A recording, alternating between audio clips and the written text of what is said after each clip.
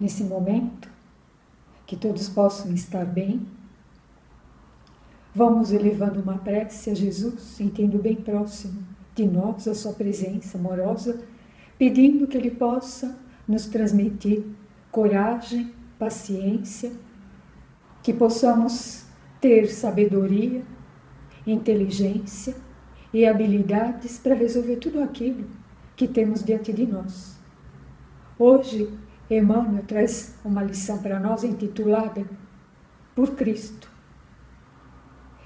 E se alguém te deve ou tem algum dano contra ti, põe isso na minha conta. Paulo, a uma carta intitulada Filemon. É interessante nós entendemos o contexto dessa carta que Paulo endereça a Filemon. Filemon era um membro importante da igreja de Colossos. Ele era um líder na sua casa, ele reunia ali um grupo. E Paulo o havia convertido ao cristianismo. Filemon tinha um escravo, Onésimo. E o Evangelho diz que Onésimo roubou algo na casa de Filemon. E então fugiu. E ele foi procurar Paulo na prisão. Paulo estava na prisão de Éfeso. Paulo o acolhe como um filho e também o converte ao cristianismo. Paulo então diz nessa carta a Filemon que aqueles que já se reúnem em torno do Evangelho não deveriam ter diferenças uns em relação aos outros. Deveriam se enxergar como irmãos. Da mesma forma que Jesus nos ensinou, nos vermos como irmãos, auxiliando uns aos outros. Hoje a gente vê essa carta bem atual na nossa própria época, sociedade, onde levanta-se a bandeira, sim, respeitar as diferenças que existem, diferenças de opiniões, no campo da religião, da política, hoje no campo da sexualidade, que nós ouvimos muito dizer, eu posso ser aquilo que eu quiser, ou seja, a liberdade de cada um se expressar. Paulo, nessa carta, sabia que naquela sociedade havia escravidão, mas ele não quer enfatizar sobre a escravidão a Filemon, porque também ele não queria ali levantar uma revolução social na época. Mas ele diz que existem valores muito maiores do que os valores materiais. E lembra Filemon que Paulo, o próprio Paulo, havia convertido ao cristianismo. E Paulo diz assim de uma maneira bem expressiva, dizendo a ele, eu o salvei. E a gente entende esse sentido da mesma forma que Paulo se transformou em homem novo. É o mesmo que ele coloca diante de Filemon, né? Falando de Jesus, mostrou uma nova perspectiva, né? Para Filemon. E assim, Paulo, ele deixa ali bem explícito que Filemon deveria receber Onésimo novamente em sua casa e até mesmo o sentido de lhe dar a liberdade. Emmanuel, ele começa a nos dizer que quando temos dor, sofrimento, ele diz, acabamos nos desesperando. Mas ele coloca, nós esquecemos que temos Jesus como nosso credor. Então, se alguém nos ofendeu, nos magoou, nos rejeitou, teve uma atitude de ingratidão, ou até mesmo na questão financeira. Alguém que nos deve e não nos paga, seja no sentido espiritual, material, que devemos lembrar que Jesus é o nosso credor, colocar na sua conta.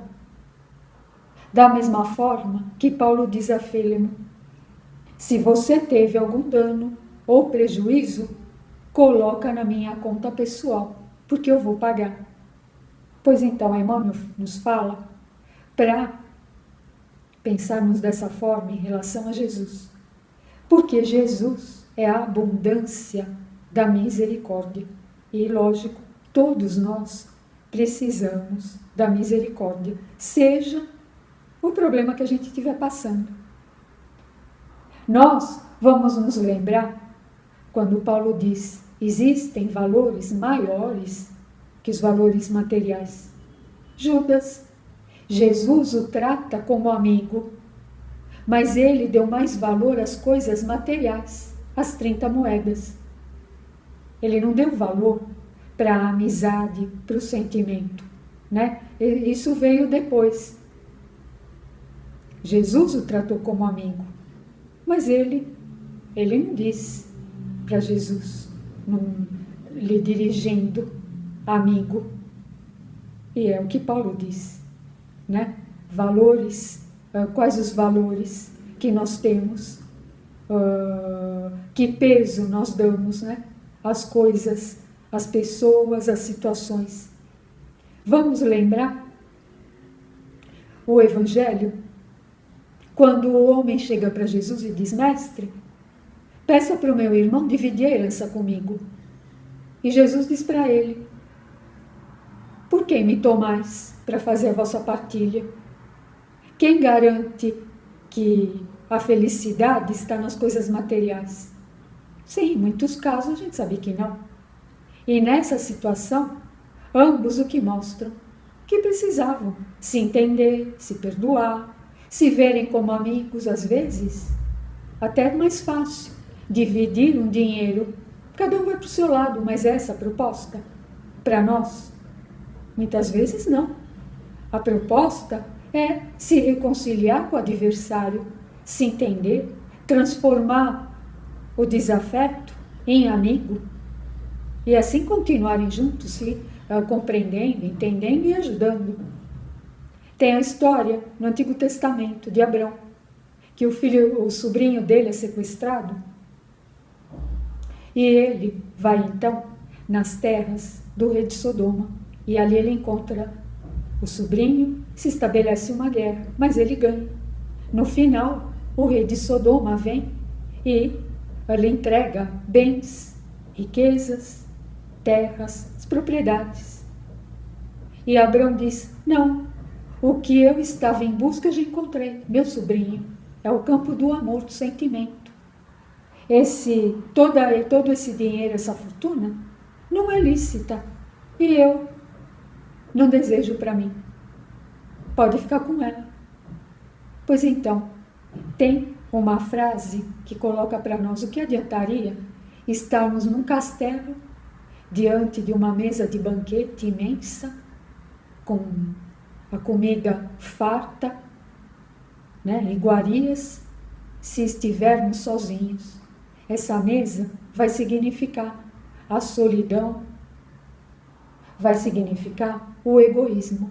Com prazer nos traria, sem podermos falar, escutar, olhar, né, nos comunicarmos com o outro, expressar até sentimentos. Que prazer nos traria?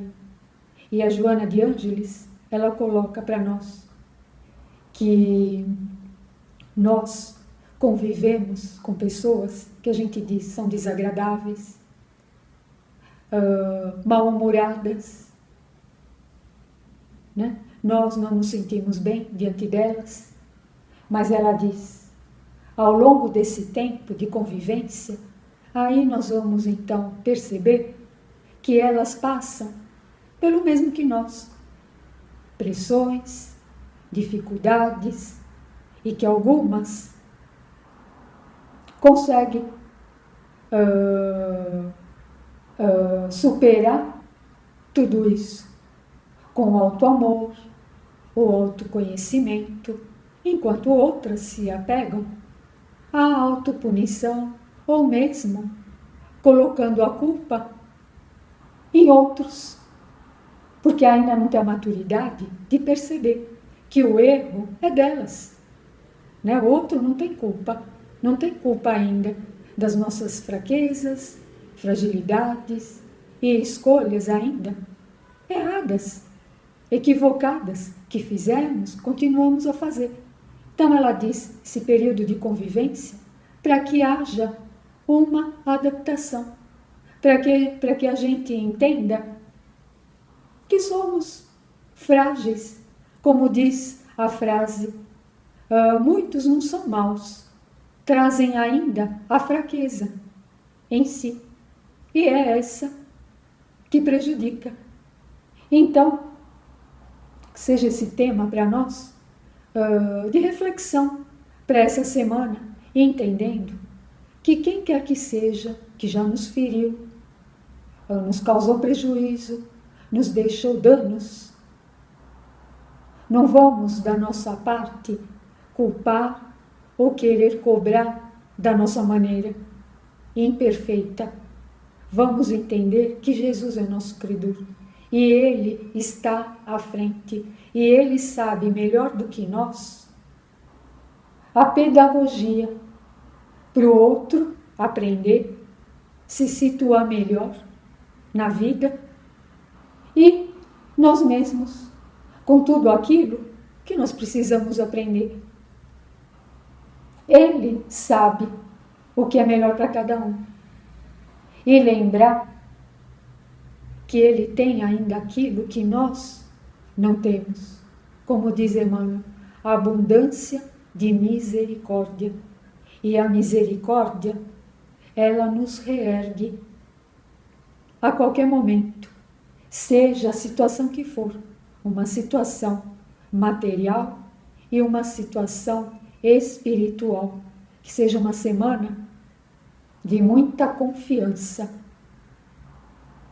em Jesus.